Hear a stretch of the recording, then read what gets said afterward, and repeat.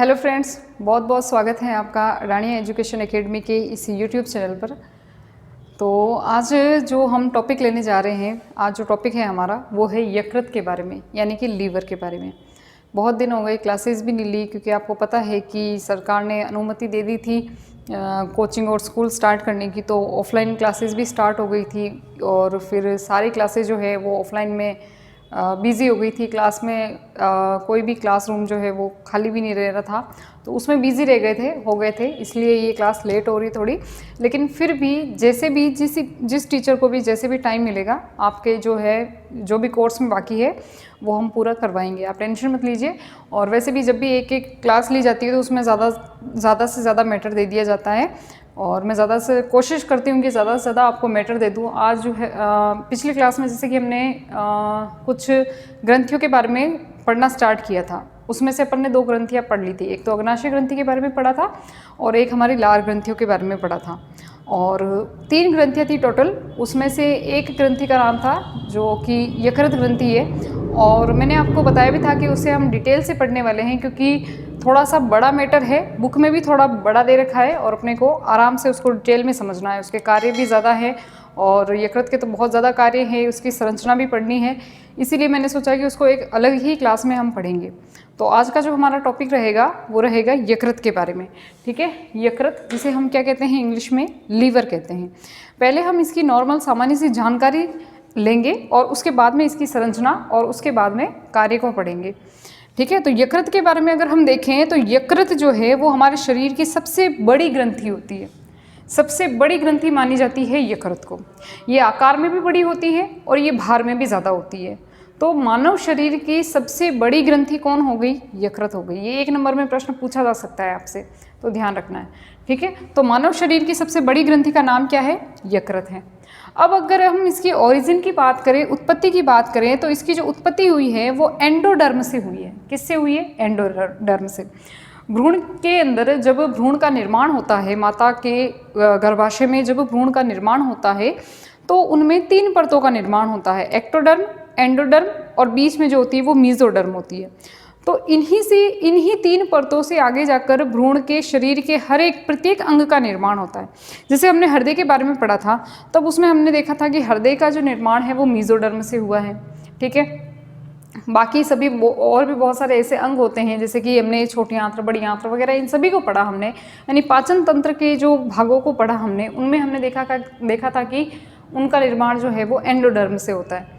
अब इसका निर्माण भी, क्योंकि ये भी पाचन तंत्र से रिलेटेड है, तो इसका उत्पत्ति या इसका निर्माण भी किससे हो रहा है? एंडोडर्म से हो रहा है। ठीक है, तो पहली चीज़ आपको ध्यान रखनी है, मानव शरीर की सबसे बड़ी ग्रंथि कौन सी है? यकृत है। उत्पत्ति कहाँ से हुई है इसकी? एंडोडर्म से हुई है, भ्रूण की एंडोडर्म से हुई है।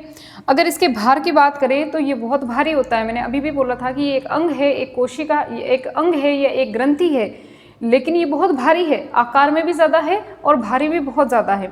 इसी वजह से ये हमारे शरीर की सबसे बड़ी ग्रंथि मानी जाती है। अब इसका भार देखें तो इसका भार जो होता है वो 1.2 से 1.5 यानी 1.5 किलो के समान, 1.5 किलोग्राम के समान ये होती है। ठीक है, इतना ज़्यादा इसका भार होता है। चौड़ाई की बात करें इसकी, तो चौड़ाई इसकी होती है 15 से 22 सेंटीमीटर के समथिंग। 15 से 22 सेंटीमीटर इसकी चौड़ाई मानी जाती है। ठीक है, स्थिति की बात करते हैं, ये कहाँ पर होता है? हमारा जो शरीर है उसमें ये कहाँ पर स्थित होता है? तो वैसे तो हमने पहले जब ये चीज़ें पढ़ी थी, इसकी संरचना के बारे में, पूरे तंत्र के बारे में बात की थी, तभी हमने ये चीज़ें देखी थी कि ये कहाँ पर होता है।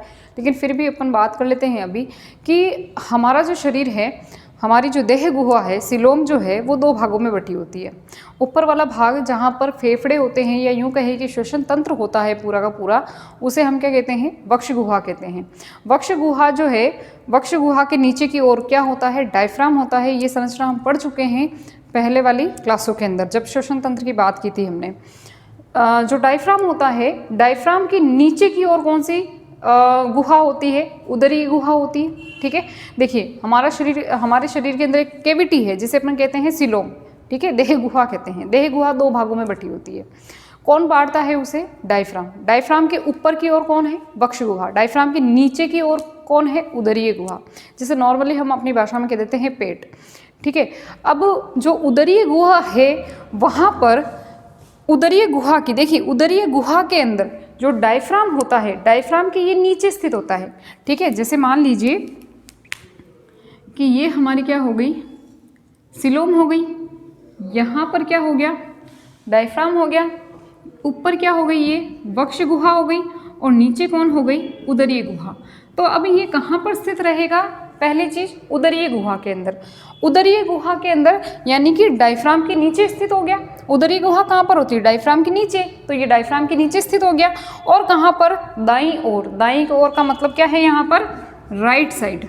ठीक है, राइट साइड, राइट साइड कौन सा हो जाएगा, इधर की ओर, यानी कि अगर मैं आपके सामने खड़ी हूँ तो मेरा राइट साइड ये रहा, तो मेरी राइट साइड के अंदर यानी कि अपने सभी के शरीर के राइट साइड के अंदर यानी कि यहाँ पर कहीं पर ये स्थित होता है।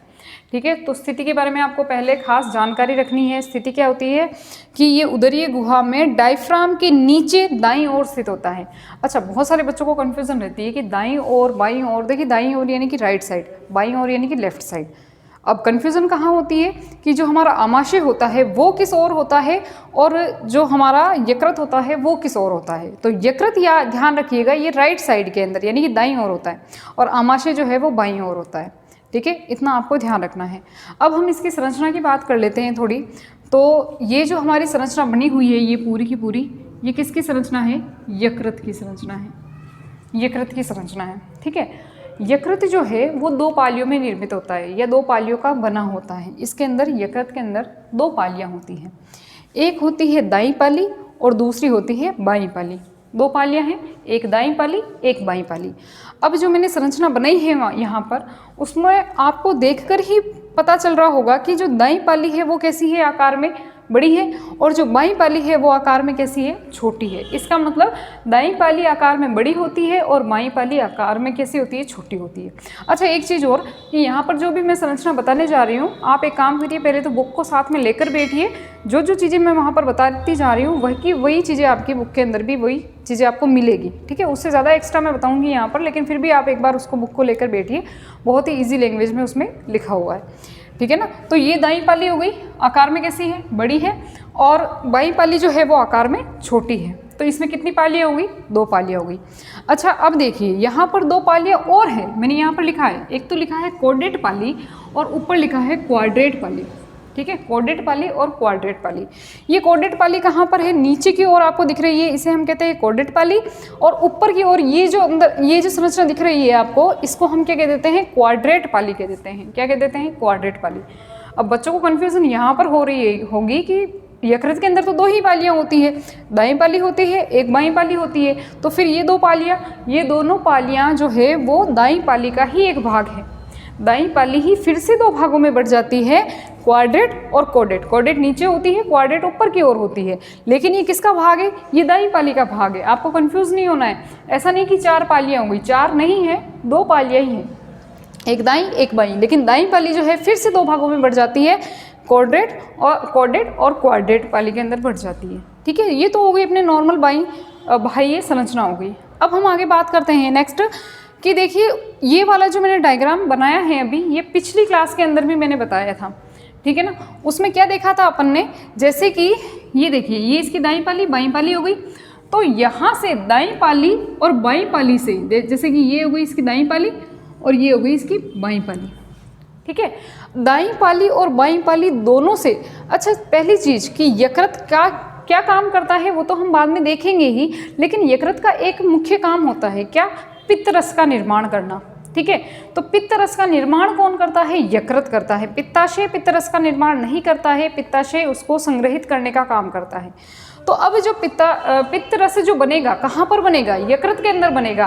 तो यकृत से पित्त रस जब बनेगा तो यहाँ से ये पित्त रस को लाएगी कौन, दो वाहिनियाँ लाएगी। कौन लाएगी, दो वाहिनियाँ। इन दोनों वाहिनियों को नाम क्या दिया गया है, यकृत वाहिनियाँ, क्योंकि यकृत से दो पिंड है, दोनों पिंडों से दो वाहिनियाँ आ रही है, दोनों वाहिनियाँ यकृत को लाने का काम करेगी, या फिर और भी कोई भी ऐसी चीज़ होगी जो इसके अंदर फॉर्मेशन होगा जिसका वो लाने का काम करेगी। तो इन दोनों को नाम क्या दे देंगे हम, यकृत वाहिनियाँ दे देंगे। दोनों यकृत वाहिनियाँ आगे जाकर एक हो जाती है या जुड़ जाती है, इस जुड़ी हुई वाहिनी को हम क्या नाम दे देंगे, सामान्य यकृत वाहिनी। क्या नाम दे देंगे, सामान्य यकृत वाहिनी। देखिए सबसे पहले क्या हुआ, दोनों यकृत पिंड जो है या दोनों यकृत पालियाँ जो है वहाँ से दो वाहिनियाँ निकल कर आई, उन दोनों वाहिनियों को नाम क्या दिया? यकृत वाहिनियां नाम दिया। यकृत वाहिनियां दोनों अलग अलग होती है, लेकिन वो आगे जाकर एक हो जाती है, एक वाहिनी बना देती है। इस वाहिनी को नाम क्या दे दिया? सामान्य यकृत वाहिनी। ठीक है। अब हम जानते हैं कि यकृत के अंदर जो पित्तरस बना है वो पित्तरस कहीं और जाकर स्टोर होता है। कहाँ जाकर स्टोर होता है वो? पित्ताशय के अंदर। कहाँ जाकर? पित्ताशय के अंदर। पित्ताशय कहाँ होता है? तो पित्ताशय जो है वो दाईं पाली के नीचे की ओर स्थित होता है। दाईं पाली के नीचे की ओर एक थैली जैसी संरचना होती है ना, पीले हरे रंग की, और बिल्कुल पतली सी थैली जैसी संरचना होती है, उसी को अपन क्या कहते हैं? पित्ताशय कहते हैं। तो दाईं पिंड या दाईं पाली बाईं पाली से जो पित्तरस आएगा वो कहाँ पर एकत्रित किया जाएगा? पित्ताशय के अंदर एकत्रित किया जाएगा। गोल ब्लैडर भी जिसे हम इंग्लिश में बोलते हैं, पित्ताशय के अंदर एकत्रित होगा। अब देखिए, पित्ताशय से एक वाहिनी निकलती है जिसका नाम क्या है? पित्ताशय की वाहिनी भी इसे कहा जा सकता है, और इसे पित्त वाहिनी भी हम कह सकते हैं। पित्ताशय से जो वाहिनी निकलेगी उसे हम क्या कहेंगे? पित्त वाहिनी या पित्ताशय की वाहिनी। पित्ताशय की वाहिनी और सामान्य यकृत वाहिनी दोनों आगे जाकर क्या कर रही है? जुड़ रही है। देखिए, पित्त वाहिनी और सामान्य यकृत वाहिनी दोनों आगे जाकर क्या कर रही है? जुड़ रही है, और जुड़कर एक ही वाहिनी का निर्माण कर रही है। उस वाहिनी को अपन नाम क्या दे देते हैं? सामान्य पित्त वाहिनी। क्या नाम दे दिया हमने? सामान्य पित्त वाहिनी। आगे बात समझ में, इसको हमने नाम दे दिया सामान्य पित्त वाहिनी। अब ये जो सामान्य पित्त वाहिनी है, इसी को हम डक्टस कोलोडोकस भी बोल सकते हैं, पहली क्लास में हमने बात की थी। ठीक है। ये जाकर आगे एक वाहिनी में खुल जाती है। ये वाहिनी कौन सी है? देखिए, यहाँ पर कौन हो गई? अग्नाशय ग्रंथि हो गई। अग्नाशय ग्रंथि से वाहिनी निकलेगी जिसे अपन क्या कहेंगे? अग्नाशय वाहिनी कह सकते हैं। अग्नाशय वाहिनी कह सकते हैं हम। अग्नाशय ग्रंथि से एक वाहिनी निकलेगी, उसे हम क्या कह देंगे? अग्नाशय वाहिनी। ये तो कौन हो गई? अग्नाशय ग्रंथि हो गई, ये अग्नाशय वाहिनी। अब यहाँ से जो सामान्य पित्त वाहिनी आई है, और यहाँ से जो अग्नाशय वाहिनी, इधर से अग्नाशय वाहिनी आ रही है, इधर से सामान्य पित्त वाहिनी आ रही है, दोनों क्या करेगी? जुड़ जाएगी, और एक नॉर्मल जो है वो क्या बनाएगी? वाहिनी बनाएगी। अब ये नॉर्मल वाहिनी बना रही है, तो यहाँ पर क्या क्या आएगा? देखिए, यहाँ से अग्नाशय रस आएगा, जो भी अग्नाशय रस है, जो भी और भी हमने जो भी इनके एंजाइम्स पढ़े थे वो सब आएंगे अग्नाशय से, और यहाँ से क्या आएगा? पित्त रस आएगा। ये दोनों ही रस जाकर कहाँ पर मिल जाएंगे? या यूँ कहें कि ये जो नॉर्मल वाहिनी जा रही है वो कहाँ पर खुलेगी? ये खुलती है कहाँ पर? ग्रहणी के अंदर।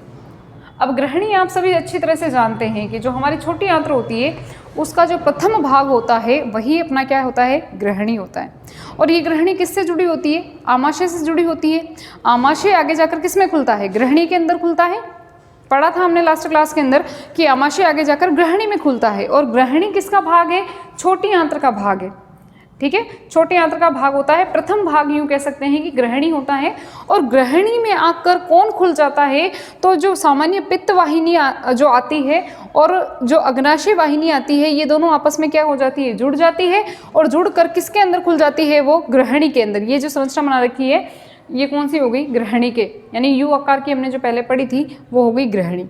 अब ग्रहणी के जिस स्थान पर ये खुलती है वहाँ पर एक अवरोधनी पाई जाती है, और इस अवरोधनी का नाम भी हम पहले पढ़ चुके हैं। इस अवरोधनी को हम क्या कहते हैं? ओडाई की अवरोधनी। क्या नाम दे दिया? ओडाई की अवरोधनी। यहाँ तक सभी बच्चों को क्लियर हो गया होगा। एक बार अगर नहीं भी समझ में आया है तो आप पहले वापस इसको जो वीडियो है उसको बैकवर्ड करके आप पहले वापस देख सकते हैं। एक दो बार देखेंगे समझ में आ जाएगा। या फिर और भी कुछ परेशानी हो तो आप इसके नीचे कमेंट बॉक्स में ज़रूर लिखें। मैं वापस अगली क्लास के अंदर जैसे भी टाइम मिलेगा मैं वापस उसका मैं अगली क्लास में सॉल्यूशन बता दूंगी, या फिर उसी कमेंट बॉक्स में ही उसका आंसर कर दूंगी। ठीक है ना। वैसे तो ये नॉर्मल चीज़ें हैं, हम बार बार पढ़ चुके हैं, इस चीज़ के बारे में तो हम पढ़ चुके हैं, लेकिन फिर भी किसी को कोई समस्या हो तो प्लीज़ वापस बताना। ठीक है। अब देखो फिर से एक बार देख लेते हैं कि यकृत जो है वो दो पालियों का बना होता है, या इसके अंदर दो पालियाँ होती है। एक बड़ी पाली होती है जो किस ओर होती है? दाईं ओर। बाईं ओर की जो पाली होती है वो छोटी होती है। दाईं पाली फिर से दो भागों में दो पालियाँ बना लेती हैं, दो भागों में बढ़ जाती है या दो पालियाँ बना देती है। ऊपर वाली पाली को हम क्वाड्रेट पाली कह देते हैं, नीचे वाली को क्वाड्रेट पाली कह देते हैं। ठीक है। और जो दाईं पाली होती है उसी की नीचे की ओर एक थैलीनुमा संरचना का एक बेग जैसा स्ट्रक्चर होता है, उसे अपन पित्ताशय कहते हैं। पित्ताशय के अंदर पित्त रस का निर्माण नहीं होता है, ये बार बार मैं कह रही हूँ, आपको ध्यान रखना है। पित्ताशय के अंदर पित्त रस का निर्माण नहीं होता है। पित्ताशय यानी पित्त का आशय, जहाँ पर वो ठहरेगा या जहाँ पर उसका संग्रहण होगा, ठीक है। तो पित्ताशय के अंदर पित्त रस का संग्रहण होता है, पित्ताशय में पित्त रस का निर्माण नहीं होता है। पित्त रस का जो निर्माण है वो कौन करेगा? यकृत करेगा, ठीक है। और कौन सी कोशिकाएं करेंगी वो आगे हम देखेंगे। यकृत करेगा। यकृत से 2 वाहिनियाँ निकलती हैं, दोनों पालियों से 2 वाहिनियाँ निकलती हैं, जिसे अपन यकृत वाहिनियाँ कहते हैं। यकृत वाहिनियाँ आगे जाकर एक हो जाती है, जिसे सामान्य यकृत वाहिनी कहा जाता है। पित्ताशय के अंदर जो पित्त रस एकत्रित हुआ है उसको लाने के लिए एक वाहिनी होती है, जिसे अपन कहते हैं पित्त वाहिनी। पित्त वाहिनी और सामान्य यकृत वाहिनी दोनों ही जाकर आगे जाकर एक ही वाहिनी का निर्माण कर देती है, जिसे अपन सामान्य पित्त वाहिनी कहते हैं। सामान्य पित्त वाहिनी कहाँ पर खुलेगी? जहाँ पर देखिए, एक तो इधर से कौन आएगी? अग्नाशय जो ग्रंथि है, अग्नाशय ग्रंथि से अग्नाशय वाहिनी निकलेगी और यहाँ से सामान्य पित्त वाहिनी निकलेगी। दोनों ही आपस में जुड़कर कहाँ पर खुल जाएगी? ग्रहणी के भाग में। अच्छा, ये चीज़ हमने देखी थी कि आमाशय जो होता है वो उसका माध्यम जो होता है वो अम्लीय होता है। अम्लीय इसलिए होता है क्योंकि उसमें HCl अम्ल पाया जाता है। HCl अम्ल होने की वजह से वहाँ का माध्यम हो जाता है अम्लीय। तो इसका मतलब है कि वहाँ पर भोजन भी कैसा हो जाएगा? अम्लीय हो जाएगा। इस भोजन को उदासीन या यूँ कहूँ कि क्षारीय बनाने के लिए जब वो कहाँ पर आ जाता है? ग्रहणी के अंदर आ जाता है, तो वहाँ पर उसको क्षारीय माध्यम प्रदान करने के लिए या यूँ कहें कि हम उदासीन करने के लिए कौन आता है? पित्तरस। क्योंकि पित्तरस और अग्नाशय रस दोनों का ही माध्यम कैसा होता है? क्षारीय। वो दोनों कहाँ पर आ जाते हैं? ग्रहणी के अंदर, ठीक है। ग्रहणी के अंदर आ जाते हैं और उधर से वो कौन आ जाता है? भोजन। तो उसका माध्यम जो होता है वो हम कैसा कर सकते हैं? उदासीन, ठीक है। तो अब जहाँ पर जिस जगह पर ये जो ग्रहणी भाग है, जहाँ से जो ये वाहिनी आ रही थी, वो जहाँ पर खुलती है, जिस जगह पर खुलती है वहाँ पर एक अवरोधनी पाई जाती है। इस अवरोधनी का नाम क्या है? ओडाई की अवरोधनी। यहाँ तक क्लियर हो गया होगा। अब दूसरी चीज़ हम बात करते हैं कि जो हमारी यकृत है, जो हमारा यकृत है जिसको हमने पढ़ लिया है, उसके अंदर आपको कुछ यकृत पिंडक देखने को मिलेंगे। कुछ नहीं, बहुत सारी संख्या में होते हैं यकृत पिंडक। अब ये यकृत पिंडक क्या होते हैं? तो आपको ये ध्यान रखना है कि हमारे शरीर की जो यकृत है, यकृत ग्रंथि जो है, यकृत ग्रंथि की संरचनात्मक और क्रियात्मक इकाई जो होती है वो कौन होती है? यकृत पिंडक होती है, ठीक है। तो यकृत पिंडक को अपन क्या कह सकते हैं? यकृत की संरचनात्मक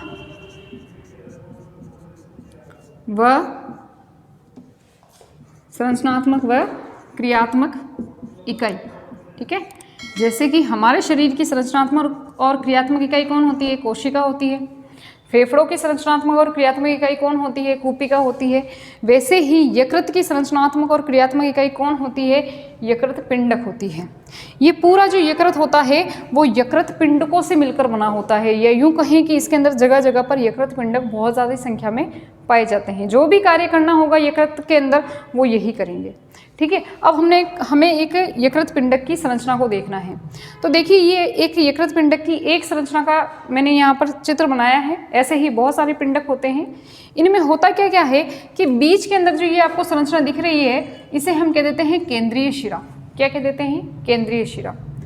इस केंद्रीय शिरा के चारों ओर आप देख रहे होंगे कि 2-2 की लाइन में, देखिए चेन के रूप में 2-2 की लाइन में, या यूं कहूँगी चेन के रूप में कुछ कोशिकाएं पड़ी है जो चारों तरफ हैं इसके। और इन कोशिकाओं को अपन क्या नाम दे देते हैं? यकृत कोशिकाएं। क्या नाम दे देते हैं? यकृत कोशिकाएं। यकृत कोशिकाओं को ही इंग्लिश में क्या कहा जाता है? Hepatic cell. क्या कहा जाता है? Hepatic cell. हिपैटिक सेल कहा जाता है। यकृत कोशिकाओं को ही हिपैटिक सेल कहा जाता है, जो किस रूप में पाई जाती है? देखिए, चेन के रूप में, और 2-2 की चेन के रूप में पाई जा रही है।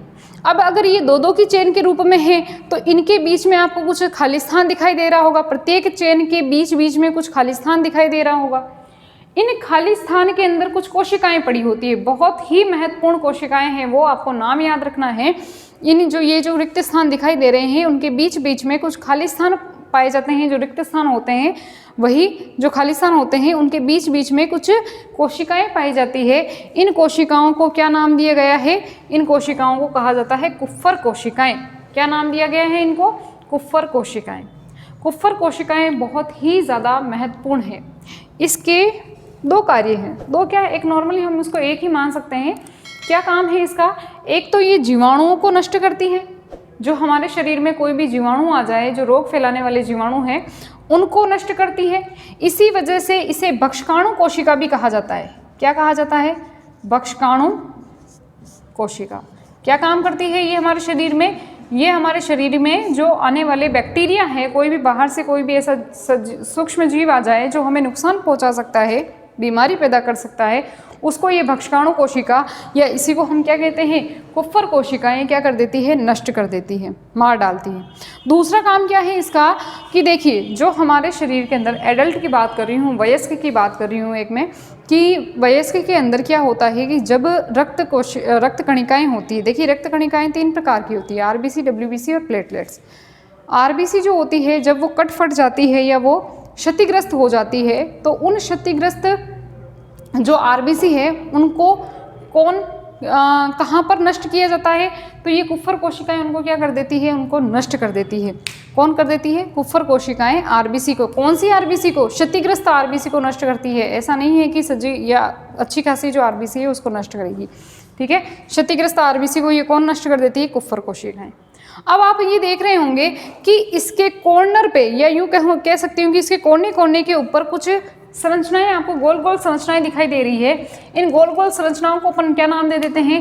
निवाहिका त्रिक, ठीक है, निवाहिका त्रिक, या इसे निवाहिका त्रय भी बोलते हैं, निवाहिका त्रिक। क्यों निवाहिका त्रिक बोलते हैं? क्योंकि यहाँ पर कुछ 3 प्रकार की संरचनाएं पाई जाती है, या यूँ कहूँगी 3 प्रकार की वाहिनियों के मुख आकर खुलते हैं या शिखर आकर खुलते हैं। क्या है? देखिए, ये जो संरचना है इसके अंदर, एक संरचना की बात करें तो इसके अंदर 3 वाहिनियां आकर खुलती है। 3 वाहिनियां कौन कौन सी? एक तो है यकृत धमनी, यकृत धमनी भी इसी के अंदर आकर खुलेगी। दूसरा क्या है? यकृत निवाहिका शिरा भी आकर इसी के अंदर खुलेगी। और तीसरी कौन है? पित्त वाहिनी, पित्त वाहिनी भी इसी के अंदर आकर खुलती है। तो ये 3 खुल रही है, क्योंकि 3 वाहिनियां आकर इसके अंदर खुल रही है, इसीलिए इसको क्या नाम दे दिया गया है? निवाहिका त्रिक। क्या नाम दिया है? निवाहिका त्रिक। याद भी रह जाएगा कि भाई त्रिक है तो मतलब 3 वाहिनियां हैं, तो तीनों वाहिनियों के नाम लिखने हैं। ऐसा नहीं कि आप एग्जाम में 2 नाम लिख के आ जाओ, ठीक है। तो यहाँ पर जो ये निवाहिका त्रिक है उसमें 3 प्रकार की वाहिनियां आकर खुलती है, ठीक है। सिरे आकर खुलते हैं उनके, या उनके सिरे स्थित होते हैं। कौन कौन सी? यकृत धमनी, यकृत निवाहिका शिरा, और तीसरा क्या है? पित्त वाहिनी। ये आपको ध्यान रखना है, ठीक है। 3 प्रकार की इसके अंदर वाहिनियां आकर खुलेगी, ठीक है। तो ये क्या हो गई? कौन सी संरचना हो गई? ये यकृत पिंडक की संरचना हो गई। यकृत पिंडक की संरचना में आपको क्या क्या चीज़ें ध्यान रखनी है? देखिए, यकृत पिंडक की संरचना में पहली चीज़ तो आपको ये ध्यान रखनी है कि इसके अंदर क्या होती है? यकृत कोशिकाएं होती है, या इसी को अपन क्या कह देते हैं? हिपैटिक सेल कह देते हैं। अच्छा, एक चीज़ और, यकृत कोशिकाएं ही क्या काम करेगी? पित्त का निर्माण करेगी या पित्त रस का निर्माण करेगी। हिपैटिक सेल या यकृत कोशिकाएं जो होती है वो किसका निर्माण करती है? पित्त रस का निर्माण करती है। और ये पित्त रस जाकर कहाँ पर संग्रहित हो जाता है? पित्ताशय के अंदर एकत्रित या संग्रहित हो जाता है, ठीक है। अच्छा, ये जो यकृत कोशिकाएं हैं वो किस तरह से है? देखिए, चेन के रूप में है, 2-2 के रूप में, चेन के रूप में ये पड़ी है। तो चेन के रूप में होने की वजह से बीच में क्या हो गया? रिक्त स्थान हो गया। और रिक्त स्थान के अंदर कुछ स्पेशल प्रकार की कोशिकाएं पाई जाती है। उन स्पेशल प्रकार की कोशिकाओं को अपन कुफ्फर कोशिका कहते हैं, और कुफ्फर कोशिकाओं को ही हम भक्षकाणु कोशिका भी कहते हैं। क्यों कहते हैं? क्योंकि ये भक्षण करती है। किसका भक्षण करती है? जो बाहर से जीवाणु आ जाए अगर किसी के शरीर में, तो ये उसको भक्षण करने का काम करती है, मारने का काम करती है। इसी वजह से इसको भक्षकाणु कोशिका भी कहा जाता है। इसके अलावा ये मरी हुई आरबीसी, या यूँ कहें कि क्षतिग्रस्त आरबीसी है, उनको भी ये क्या करती है? मारने का काम करती है या नष्ट करने का काम करती है, ठीक है, नष्ट करने का काम करती है। इनके सिरों पर कुछ संरचनाएं पाई जाती है जिसमें 3 प्रकार की वाहिनियां खुलने की वजह से इसको हमने क्या नाम दिया है? निवाहिका त्रिक नाम दिया गया है। क्या नाम दिया गया है इसको? निवाहिका त्रिक नाम दिया गया है। 3 प्रकार की कौन सी वाहिनियां खुलती है? तो पहला है यकृत धमनी, दूसरा यकृत निवाहिका शिरा, और तीसरा पित्त वाहिनी। 3 प्रकार की यहाँ पर आकर क्या खुल रही है? वाहिनियाँ खुल रही है। इसी वजह से इसको निवाहिका त्रिक नाम दिया गया है। देखिए, ये आपकी पूरी की पूरी किसकी संरचना हो गई? यकृत की संरचना हो गई। इससे बाहर कुछ भी नहीं जाने वाला है। आपको बस ये ध्यान रखना है कि यकृत की संरचना के अंदर क्या क्या चीज़ें उपस्थित होती हैं, ठीक है। तो एक बार आप प्लीज़ इसका स्क्रीनशॉट ले लीजिए, फिर इसके बाद में आगे हम क्या पढ़ेंगे, इसके कार्य पढ़ेंगे। बहुत ही महत्वपूर्ण कार्य हैं, एग्जाम में पूछे जा सकते हैं। तो एक बार प्लीज़ इसका स्क्रीनशॉट लीजिए, फिर इसके कार्य को देखते हैं हम।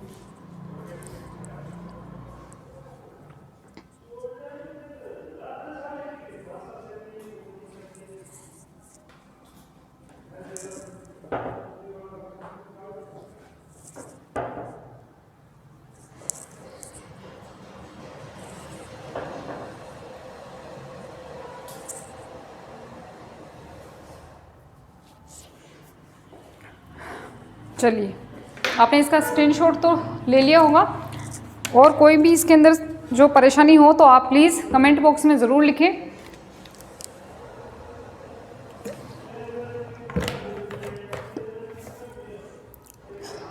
जब भी मैं उनको देखूंगी, मैं कमेंट बॉक्स में कोशिश करूंगी कि मैं कमेंट बॉक्स में ही उसका रिप्लाई कर दूं, या फिर जो नेक्स्ट वीडियो होगा उसमें मैं आपका ये सॉल्यूशन कर दूंगी। ठीक है, तो इसमें कोई आपको परेशानी नहीं होनी चाहिए। बस आपको संरचना का ध्यान रखना है कि 2 पालियाँ होती है, मुख्य पालियाँ, इनके नाम याद रखने हैं। उसके बाद में जो है इस चीज़ के बारे में याद रखना है, और ये जो संरचना है हम पहले पढ़ चुके हैं कि कौन सी वाहिनी कहाँ पर आकर किस जगह पर खुल रही है। ठीक है, इनके नाम याद रखने हैं। और इसके बाद में जो यकृत पिंडक है, ये भी आपको ध्यान रखना है। ये यकृत पिंडक जो होते हैं संख्या में बहुत अधिक होते हैं, इन्हीं से मिलकर यकृत का निर्माण होता है। और यकृत पिंडक के अंदर ही किसका निर्माण होता है, पित्तरस का निर्माण होता है। कौन करता है पित्तरस का निर्माण, तो ये जो कोशिकाएं हैं जिन्हें अपन क्या कहते हैं, यकृत कोशिकाएं होती है, यही पित्तरस का निर्माण करती हैं। इसके अलावा कुछ और महत्वपूर्ण कोशिकाएं होती है जिसे अपन क्या कहते हैं, कुफ्फर कोशिकाएं या भक्षकाणु कोशिकाएं। ये क्या काम करती है, भक्षण का, जीवाणुओं को मारने का भी काम करेगी। और ये किसको मारने का काम करेगी, या किसको नष्ट करने का काम करेगी, जो क्षतिग्रस्त आरबीसी होती है उसको भी नष्ट करने का काम करती है। चलिए, अब मैं इसको मिटा देती हूँ और इसके आगे हम इसके कार्य पढ़ लेते हैं, और उसके बाद में जो आपकी यकृत वाला जो पूरा टॉपिक होगा वो खत्म हो जाएगा। चलिए, अब हम देखते हैं यकृत के कार्य, जो कि यकृत का लास्ट टॉपिक है। उसके बाद में हमारी जो तीनों ग्रंथियों का जो टॉपिक था वो पूरी तरह से कंप्लीट हो जाएगा। ठीक है, पहला काम देखते हैं इसका, यकृत का क्या कार्य है। पहला, पित्त रस का निर्माण करना। अभी अभी हमने देखा था कि जो पित्त रस का जो निर्माण करने वाली कोशिकाएं होती है, कौन होती है, यकृत कोशिकाएं होती है, जो कि यकृत पिंडकों के अंदर उपस्थित होती है, 2-2 की चेन में होती है, और वो पित्त रस का निर्माण करती है। पित्त रस जो होता है वो क्षारीय प्रकृति का होता है। इसी वजह से जब भोजन जो होता है वो जो आमाशय से जब वो किस में आ जाता है, ग्रहणी के अंदर आ जाता है, तो आमाशय से जो भोजन आता है वो अम्लीय प्रकृति का होता है। ठीक है, उसको उदासीन करने के लिए या क्षारीय प्रकृति का बनाने के लिए कौन आता है, पित्त रस आता है, तथा अग्नाशय रस भी आता है। दोनों ही कौन सी प्रकृति के होते हैं, क्षारीय प्रकृति के होते हैं। जब वो दोनों किससे मिल जाते हैं, भोजन से मिल जाते हैं, तो वो उसे उदासीन या क्षारीय कर देते हैं, अम्लीय जो प्रकृति होती है उसकी वो समाप्त कर देते हैं। अब इस पित्त रस के अंदर होता क्या क्या है, तो इसमें पित्त वर्णक भी होते हैं। ठीक है, पित्त वर्णक होते हैं। पित्त वर्णक 2 प्रकार के होते हैं, बहुत ही इंपॉर्टेंट वर्णक हैं, बिलीरुबिन और बिलीवर्डिन वर्णक होते हैं। बिलीरुबिन वर्णक जो होता है, हमने पहले भी हम पढ़ चुके हैं कि बिलीरुबिन वर्णक की वजह से ही जो हमारे ब्लड के अंदर जो प्लाज्मा होता है उसका कलर कैसा होता है, पीले रंग का होता है। ये चीज़ हमने ब्लड वाले टॉपिक में पढ़ी थी, रक्त परिसंचरण वाले टॉपिक में पढ़ी थी कि बिलीरुबिन वर्णक की वजह से ही प्लाज्मा का जो हल्का पीला रंग जो होता है वो बिलीरुबिन वर्णक की वजह से होता है। ठीक है, इसके बाद में देखिए कि इसमें 2 प्रकार के वर्णक होते हैं, बिलीरुबिन और बिलीवर्डिन वर्णक होते हैं। अब ये जो पित्त रस होता है वो क्या काम करता है, पित्त रस एक तो भोजन को सड़ने से रोकता है, खराब होने से रोकता है। ठीक है, सड़ने से रोकने का मतलब यहाँ पर क्या हो गया कि अगर उसमें कोई जीवाणु आ जाएगा तो वो उसको क्या कर देगा, मार डालेगा या उसको नष्ट कर देगा। तो ये जीवाणु को वृद्धि को भी कम करता है या वृद्धि को रोकता है, और ये भोजन को सड़ने से भी रोकता है। पित्त रस क्षारीय प्रकृति का होता है, अभी भी हमने बात की, तो इस वजह से ये भोजन की कैसी प्रकृति बना लेता है, क्षारीय या उदासीन। ठीक है, और ये अम्लीय प्रकृति को समाप्त कर देता है। तो ये याद रखना है आपको कि मेन इसका क्या काम हो गया, एक फर्स्ट क्या कार्य हो गया इसका, पित्त रस का निर्माण करना। दूसरा देखते हैं हम, जो यहाँ पर कुछ 3 इंपॉर्टेंट टर्म आ रही है, आपकी कुछ परिभाषाएं आ रही है, उनको आपको बहुत अच्छे से ध्यान रखना है। ठीक है, कौन कौन सी, पहला देखिए क्या नाम है, ग्लाइकोजीनेसिस। ग्लाइकोजीनेसिस, अब ग्लाइकोजीनेसिस का मतलब क्या है कि जो ग्लूकोज होता है, इस ग्लूकोज को हमारा जो यकृत होता है, जब हम बहुत सारा भोजन करते हैं, जो भी नॉर्मल हम खाना खाते हैं, तो ग्लूकोज हमारे शरीर में जाता है। अब अतिरिक्त ग्लूकोज हो गया, बहुत ज़्यादा ग्लूकोज हो गया जिसका अभी कोई कार्य नहीं है, ठीक है, तो उसको रखना है, संग्रहित करना है। तो किस फॉर्म में हम संग्रहित करेंगे उसे? हम ग्लूकोज को पहले, हमारा जो यकृत होगा वो ग्लूकोज को किस में बदल देगा? ग्लाइकोजन में बदल देगा। और आप सभी ये अच्छी तरह से जानते हैं कि मानव शरीर के अंदर जो है भोजन जो होता है वो किस रूप में संग्रहित होता है? ग्लाइकोजन की फॉर्म में। जैसे कि जो पेड़ पौधे होते हैं, है ना, जो पेड़ पौधे होते हैं, पादप जो होते हैं, उनमें किस रूप में होता है? उनके अंदर स्टार्च के रूप में संग्रहित होता है। और हमारे अंदर हमारा यकृत जो होता है ग्लूकोज को किस में बदल देता है? ग्लाइकोजन में बदल देता है। ग्लूकोज का ग्लाइकोजन में बदलना क्या क्रिया कहलाती है? ग्लाइकोजीनेसिस कहलाती है। ये आपको ध्यान रखना है, ग्लाइकोजीनेसिस। देखिए, जीनेसिस का मतलब होता है निर्माण करना। किसका? ग्लाइको मतलब ग्लाइकोजन, ठीक है। तो ग्लाइकोजन का निर्माण करना। और ग्लाइकोजन कैसे बनेगा? ग्लूकोज से ही बनेगा। ग्लूकोज जो है वो ग्लाइकोजन में बदल जाता है और इसको बदलाने का काम कौन करता है? यकृत करता है। इस क्रिया को ग्लाइकोजीनेसिस कहते हैं। नेक्स्ट तीसरा कार्य देखिए इसका। अच्छा, ये चीज़ कब होगी? जब हम भोजन करेंगे और अतिरिक्त ग्लूकोज हमारे शरीर में चला जाएगा, तब ये क्रिया होगी कि उस अतिरिक्त ग्लूकोज को ग्लाइकोजन के रूप में संचित कर लिया। लेकिन आपने कभी कभी देखा होगा कि कुछ लेडीज़ या कोई भी व्यक्ति जो है वो व्रत रखता है, तो व्रत रखता है तो वो खाना नहीं खाता है, तो खाना नहीं खाने के दौरान उसको चक्कर वक्कर भी आ जाते हैं कभी कभी।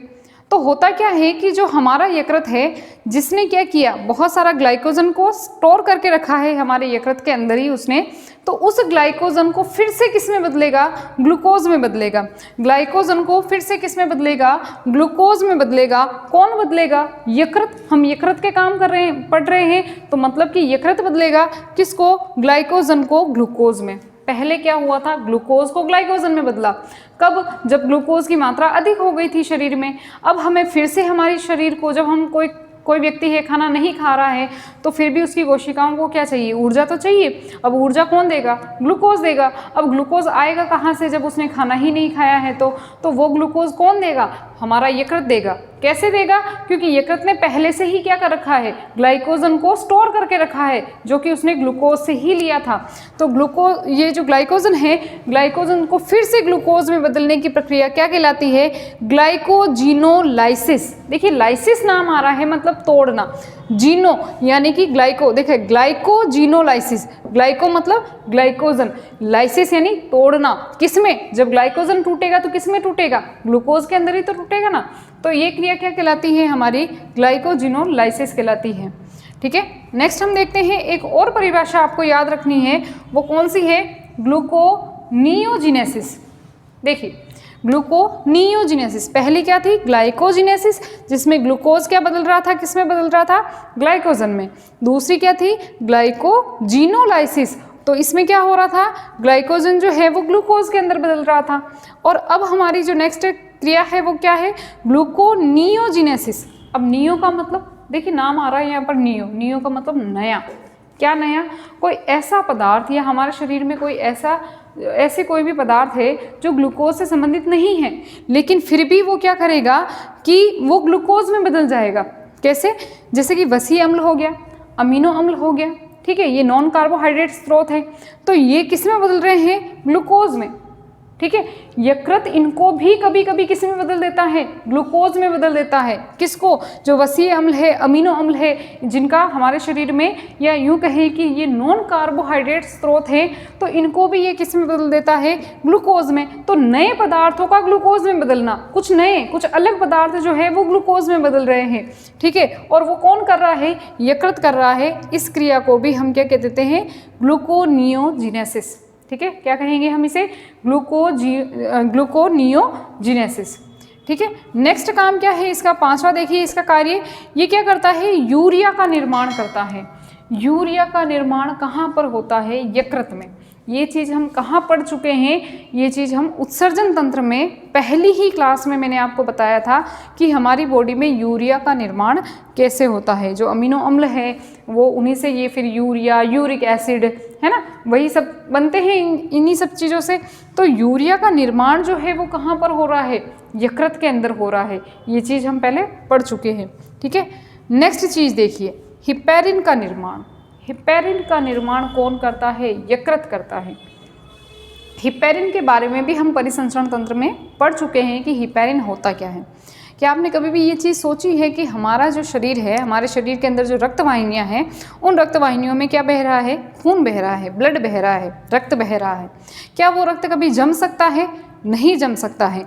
क्यों नहीं जम सकता है, क्योंकि इसका कारण ये है कि उसके अंदर एक प्रोटीन पाई जाती है जिसका नाम है हिपैरिन। और हिपैरिन क्या काम करती है, हिपैरिन जो है वो रक्त को जमने से रोकती है, रक्त वाहिनियों में रक्त को जमने से रोकती है। अगर ऐसा नहीं है तो, ऐसा नहीं हुआ तो, या हिपैरिन की कमी हो गई तो अगर हिपैरिन की कमी हो जाती है तो हमारा जो ब्लड होगा वो क्या होगा, जम जाएगा और वो आगे बह नहीं पाएगा। तो प्रत्येक कोशिका को जो भी चीज़ उसको चाहिए, जैसे कि ऑक्सीजन है ना, जो भी पोषण है वो नहीं मिल पाएगा। ऐसे में हमारे शरीर की कोशिकाएं कार्य करना बंद कर देगी और ऐसे में व्यक्ति की मृत्यु भी हो सकती है। तो हिपैरिन एक बहुत ही इम्पोर्टेंट एक प्रोटीन होता है जो क्या काम करता है, रक्त के थक्के को, या यूँ कह सकते हैं कि ब्लड को जमने से रोकता है। किसमें, हमारे शरीर की रक्त वाहिनियों में जमने से रोकता है। कौन रोकता है, हिपैरिन रोकता है, ठीक है। इंपॉर्टेंट है, ये चीज़ ध्यान रखनी है। नेक्स्ट चीज़ आपको याद रखनी है कि यकृत जो होता है वो और किसका निर्माण करता है। देखिए, यकृत ने हिपैरिन का निर्माण कर दिया, यूरिया का निर्माण कर दिया, और किसका निर्माण करता है, तो ये प्रोथ्रोम्बिन और फाइब्रिनोजन प्रोटीन का भी निर्माण करता है। प्रोथ्रोम्बिन और फाइब्रिनोजन, अच्छी तरह से आपने ये नाम सुन रखे हैं पहले, कब, जब हमने रक्त स्कंदन की क्रिया पढ़ी थी। रक्त स्कंदन की क्रिया में कुल 13 फैक्टर होते हैं, 13 कारक होते हैं जो रक्त स्कंदन की क्रिया में महत्वपूर्ण भूमिका निभाते हैं। यानी कि वो रक्त के स्कंदन को, रक्त का थक्का जमने में सहायता करते हैं।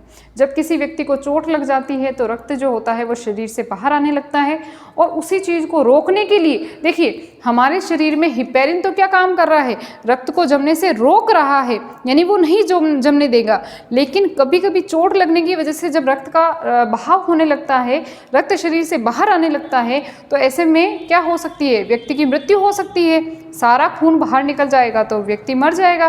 तो इससे रोकने के लिए भी हमारे शरीर में कुछ पदार्थ होते हैं और वो 13 कारक होते हैं, और उनमें से जो ये 2 इम्पॉर्टेंट प्रोटीन हैं, प्रोथ्रोम्बिन और फाइब्रिनोजन, ठीक है, ये जो प्रोटीन होते हैं वो भी इसी कार्य को करते हैं। क्या कार्य करते हैं, रक्त के स्कंदन का, यानी रक्त के थक्के को जमने में सहायता करते हैं। और इन दोनों का निर्माण भी कौन करता है, यकृत। देखिए यकृत के बहुत सारे काम हैं, ठीक है ना, तो इन दोनों का निर्माण भी कौन कर रहा है, यकृत कर रहा है। नेक्स्ट देखते हैं हम कि भ्रूण अवस्था में रक्त का निर्माण। अब एक चीज़ याद रखिएगा, अभी अभी हमने कुछ पढ़ा था, यकृत पिंडक के बारे में पढ़ा था। यकृत पिंडक के अंदर यकृत कोशिकाएं होती है, चेन के रूप में होती है, बीच में जगह होती है, खाली जगह, खाली स्थान होता है, और उसमें कुफ्फर कोशिकाएं होती है। कुफ्फर कोशिकाओं के बारे में हमने ये चीज़ पढ़ी थी कि वयस्क अवस्था में जब हमारे शरीर में मान लीजिए कोई भी रक्ताणु हो गया, यानी आरबीसी हो गई, वो क्षतिग्रस्त हो गई, टूट फूट गई, है ना, तब उनका विनाश कौन करेगी, या उनका पाचन कौन करेगी, या उनको नष्ट कौन करेगी, हमारी कुफ्फर कोशिकाएं करेगी। लेकिन जब भ्रूण अवस्था में बच्चा माता के गर्भ में होता है, तब रक्त का निर्माण, जिसे रक्त का निर्माण यानी कि आरबीसी का निर्माण, तो आरबीसी का निर्माण या रक्त का निर्माण कौन करता है, यकृत करता है। कौन करता है, यकृत। भ्रूणीय अवस्था में यकृत क्या काम करता है, आरबीसी या ब्लड का या रक्त का निर्माण करता है। वयस्क अवस्था में हम ये चीज़ इसलिए नहीं कह सकते हैं क्योंकि वयस्क अवस्था में रक्त का निर्माण कहाँ होता है, लाल अस्थि मज्जा में होता है। ये पहले भी हम बात कर चुके हैं कि लाल अस्थि मज्जा में रक्त का निर्माण होता है, और ये किस में होता है, तो वयस्क अवस्था में होता है। तो वयस्क अवस्था में तो कौन करेगा, लाल अस्थि मज्जा, और जब बच्चा भ्रूण के अंदर होगा तब रक्त का निर्माण कौन करेगा, यकृत करेगा, ठीक है। चलिए नेक्स्ट हम देखते हैं कि वयस्क अवस्था में आरबीसी को नष्ट करना।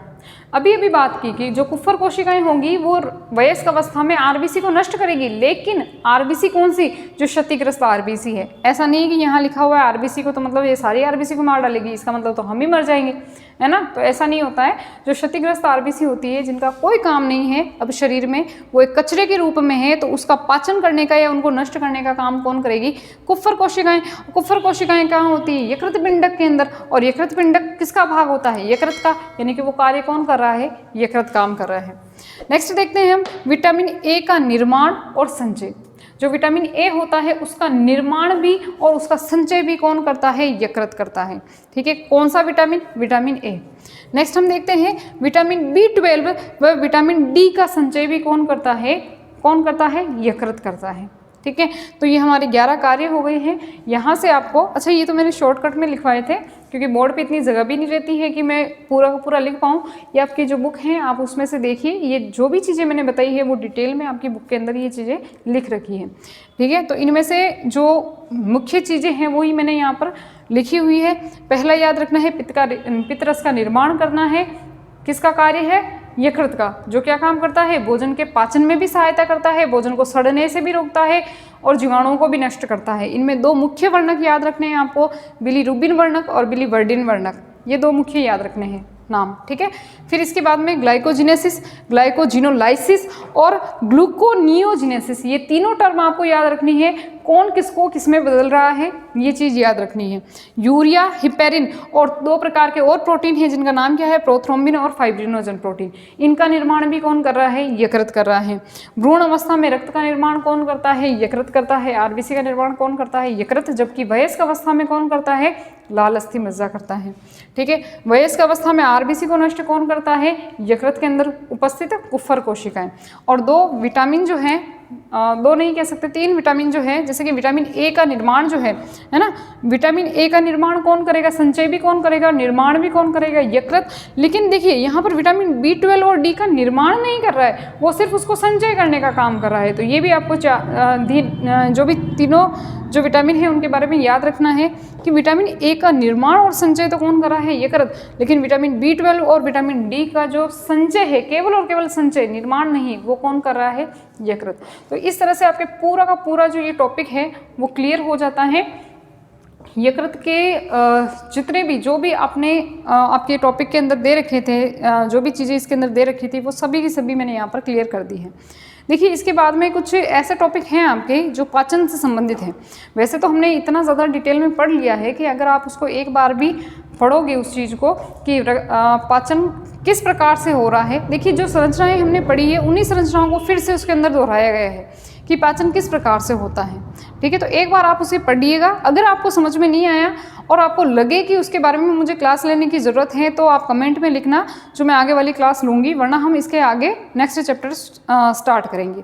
ठीक है, बाकी इसके जो बाद में लास्ट के अंदर टॉपिक हैं, कुछ रोगों के बारे में दे रखा है, तो वो रोग हमारे जो सिलेबस से हैं वो हट गए हैं, तो उनको तो हमें पढ़ना ही नहीं है। ठीक है, इसके अलावा यहाँ पर इसके आगे जो भी टॉपिक है, पाचन है, स्वांगीकरण है, इनके बारे में वैसे हम पहले जानकारी ले चुके हैं और वही चीज़ें पढ़नी है जो हमने संरचना के अंदर पढ़ रखी है। जैसे भाई छोटी आंत्र के अंदर पाचन होना है, तो छोटी आंत्र में पाचन कौन करेगा, या यूँ कह सकते हैं कि छोटी आंत्र के अंदर अवशोषण किस प्रकार से होगा, तो उसमें माइक्रोविलाई वगैरह होते हैं, तो वो अवशोषण का काम करते हैं। यही सारी क्रियाएँ अपने को पढ़नी है, तो आप एक बार उन क्रियाओं को पढ़ना। अगर उनमें समझने की कुछ ज़रूरत है तो इसके बारे में और अगली क्लास के अंदर मैं वीडियो या इसकी क्लास ले लूँगी, वरना हम जो भी आप कहेंगे वो नेक्स्ट वीडियो या नेक्स्ट जो भी चैप्टर के लिए आप कहेंगे वो मैं स्टार्ट कर दूँगी। ठीक है, तो एक बार आप इसका स्क्रीनशॉट ले सकते हैं और नहीं भी लेंगे तो वैसे अपने बुक के अंदर है। आज की क्लास यहीं तक। Thank you.